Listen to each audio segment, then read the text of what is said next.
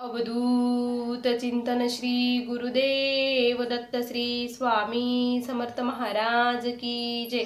श्री स्वामी समर्थ।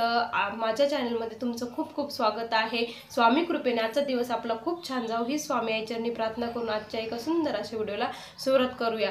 बघा, आपण जेव्हा परान्न ग्रहण करतो त्यावेळेस आपलं अन्न खाल्ल्यानंतर रक्त तयार होतं आणि रक्त तयार झाल्यानंतर ते विचार आपले तयार होतात। आज मी तुम्हाला असेच काही सांगणार आहे। ते मी माझ्या मनाने काही सांगणार नाहीये, तर ते गरुड पुराण आणि गुरुचरित्रामध्ये जे काही सांगितलं आहे तेच सांगणार आहे। जे मी काही खोटं सांगन तर महाराज साक्षीला आहे, त्यामुळे आजचा व्हिडिओ स्किप न करता खूप महत्त्वपूर्ण आहे। तुम्ही बघा, याचा परिणाम हा आपल्या सेवेवर होत असतो। कुणाची सेवा ही कमी न होवा हाच माझा उद्देश आहे, त्यामुळे हा व्हिडिओ तुम्ही पूर्ण बघा।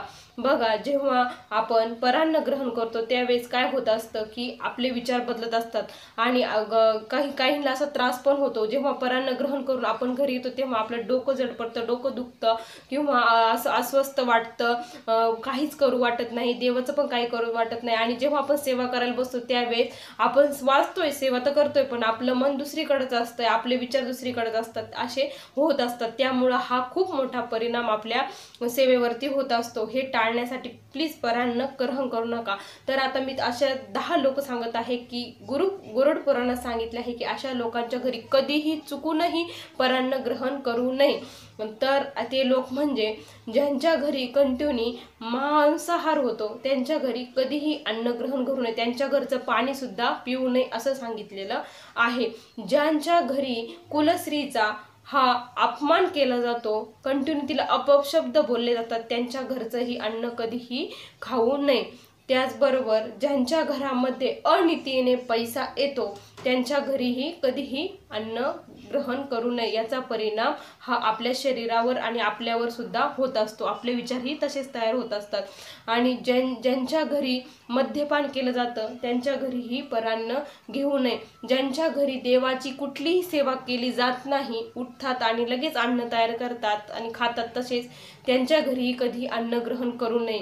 ज्या घरामध्ये आई वडिलांचा अपमान केला जातो, त्यांना अपशब्द बोलले जातात, त्या घरचं अन्न कधीही खाऊ नये। ज्या घरात गेल्यानंतर असं मशानात गेल्यासारखं असं खूप घाणाचं प्रसन्न वाटत नाही, त्या घरचं अन्न तर कधीच चुकून खाऊ नये।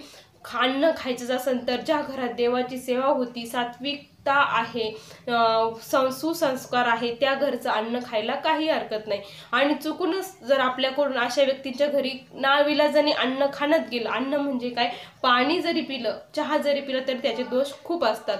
ते जरी केलं तर आपल्याला एक उपाय करायचा आहे, तो म्हणजे ज्यावेळेस आपण परान्न करून येतो त्यावेळेस न चुकता आपल्याला श्री गायत्री मातेची, गायत्री मंत्राची एक माळ ही जप करायचा आहे, त्यानंतरच झोपायचं आहे, त्याशिवाय झोपायचं नाही, त्याचे दोष हे कमी होतात। हे गुरुचरित्रामध्ये सांगितलेलं आहे। आणि एक महत्त्वाचं म्हणजे तुम्ही जर अमावस्येच्या दिवशी जर परान्न ग्रहण करत असाल तर गुरुचरित्रात स्पष्ट सांगितले आहे, अमावस्याला जर परान्न ग्रहण केलं तर तुमचं महिनाभराचं पुण्य हे त्या व्यक्तीला तुम्ही देत असतात। मग तुम्ही म्हणता मी एवढी सेवा करतो आणि मग मला का बरं फळ मिळत नाही महाराज, का बरं? तुम्ही जर तुमचं पुण्य जर असं देत असाल, सेवेचं तपफळ त्याला देत असाल कुणाला पण, तर ते तुमचं कमी होत चालतं, वाढायच्या ऐवजी ते कमी होत जातं। त्यामुळे अमावस्येला चुकूनही परान्न ग्रहण करायचं नाही आहे।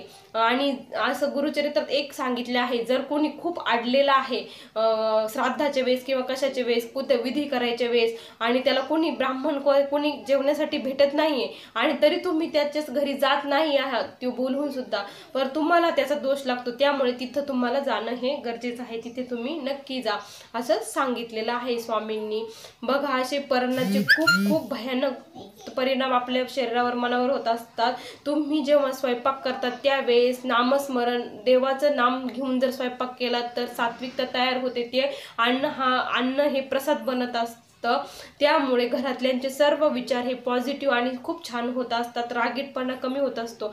पण तुम्ही म्हणता आम्ही चालू केलं ना काहीच फरक नाही, काही पण सांगता, असं नाही। तूप खाल्ल्याबरोबर लगेच रूप येत नाही, तुम्हाला कंटिन्यू सातत्य ठेवावं लागेल, हळूहळू हळूहळू त्यात बदल होत असतात। आणि तुम्ही जर स्वयंपाक करताना नामस्मरण केलं आणि स्वयंपाक केला आणि तुम्ही जेवताना जर टीव्ही बघत असले, मोबाईल बघत असले, त्याचा काही उपयोग नाही।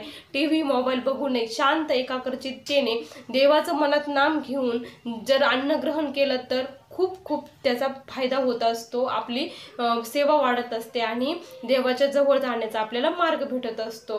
तर तुम्हाला आजचा व्हिडिओ कसा वाटला तर नक्की कमेंटमध्ये सांगा।